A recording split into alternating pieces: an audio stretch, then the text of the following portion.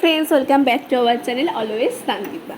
তো আজকে আবারও চলে এসেছি তোমাদের কাছে একটা নতুন রেসিপি নিয়ে। গরমের দিনে খুবই খাওয়া উপকার এমন এক সবজি, সেটা হচ্ছে ঝিঙে।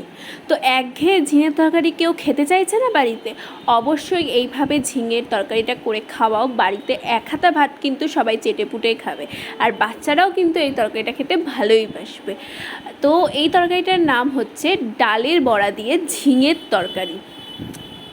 তো এই রেসিপিটা দেখতে গেলে কিন্তু তোমাদেরকে পুরো ভিডিওটা স্কিপ না করে দেখতে হবে। আর যারা আমার চ্যানেলে নতুন আছো তারা কিন্তু চ্যানেলটিকে সাবস্ক্রাইব করতে একদম ভুলো না।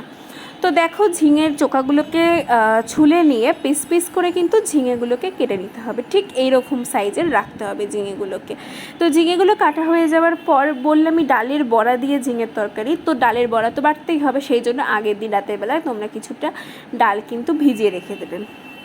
তারপরে পাটার মধ্যে ডালটাকে বেটে নিতে হবে। তোমরা চাইলে মিক্সিও ইউজ করতে পারো। আমরা এখানে সমস্ত মশলা পাটায় বেটেছি, তার কারণ হচ্ছে পাটার মশলা কিন্তু খেতে খুব ভালো লাগে, টেস্টও হয় রান্নার।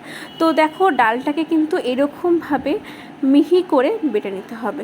তো ডাল বাটা কিন্তু আমাদের কমপ্লিট করার জন্য এবার একটা মশলা তৈরি করতে হবে।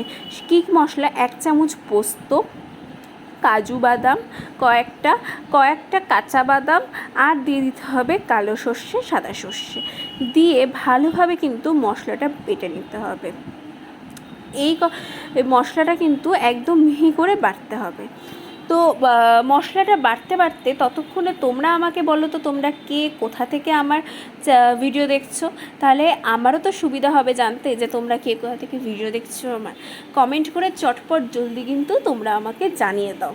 তো ততক্ষণে দেখলে যে মশলাটা বাটা হয়ে গেছে, এবার তেলটা গরম হতে দেওয়া হয়েছে। তেলটা যতক্ষণ গরম হচ্ছে ততক্ষণে আমরা ডালের বড়ার জন্য যে ডালটা বেটে রেখেছি তার মধ্যে নুন, হলুদ, সামান্য পরিমাণে কালো জিরা দিয়ে কিন্তু ডালটাকে ফাটিয়ে নিতে হবে। ডালটা যত ফাটাবে তোমরা, তত কিন্তু খেতে বড়াটা টেস্ট হবে। তো দেখো, তেল গরম হয়ে এসছে। এবার একে এক করে কিন্তু আমরা কিন্তু ডালের বড়াগুলোকে কিন্তু কড়াইয়ের মধ্যে ছেড়ে দিয়েছি, দিয়ে বড়াগুলোকে কিন্তু ভেজে নিতে হবে। আর তোমরা যে আমাদের রান্নার রেসিপিগুলোকে এত ভালোবাসা দিচ্ছ, কমেন্ট করছো, তো আমরা কিন্তু সেটা দেখে খুবই খুশি হয়েছি। থ্যাংক ইউ আমাদেরকে এতটা সাপোর্ট করার জন্য। তোমরা যত আমাদেরকে সাপোর্ট করবে তত তাড়াতাড়ি আমরা কিন্তু এগোতে পারবো। তো দেখো, আমাদের কিন্তু ডালের বড়াগুলো কিন্তু ভাজা হয়ে গেছে। এরকম লাল লাল ভাজা হয়ে আসলেই কিন্তু তুলে নিতে হবে বড়াগুলোকে একটা আলাদা পাত্রে। তো বেশি খুব একটা কিন্তু লাল ভাজবে না, তাহলে খেতে কিন্তু টেস্ট হবে না। এই যেরকম আমরা লাল লাল করে ভেজেছি এই রকমভাবেই কিন্তু লাল লাল করে বড়াগুলোকে ভাজবে। তারপর কড়াইয়ে সামান্য পরিমাণে তেল দিয়ে কালো জিরা ফোড়ন দিয়ে কিন্তু কয়েকটা কাঁচা লঙ্কা চিড়ে দিয়ে দিতে হবে।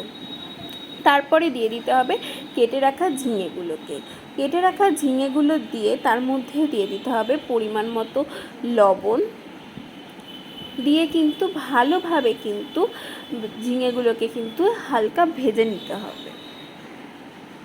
জানি অনেকের বাড়িতে কিন্তু বাচ্চারা কিন্তু ঝিঙের তরকারি কিন্তু দেখলেই খেতে ইচ্ছা করে না, তো খেতেও চায় না। আর এই গরমে তো ঝিঙে খাওয়া খুবই উপকার, তাই জন্য বলবো এই রেসিপিটা কিন্তু অবশ্যই তোমরা বাড়িতে ট্রাই করো। তো কিছুক্ষণের জন্য ঢাকা দিয়ে রেখে দিয়েছিলাম, ঢাকায় তুলে আবারও কিছুটা নেড়ে চেড়ে কিন্তু আমরা কিন্তু ঝিঙেটাকে ভেজে দিচ্ছি। তো দেখো, ঝিঙের কিন্তু কালারটা হালকা চেঞ্জ হয়ে এসছে।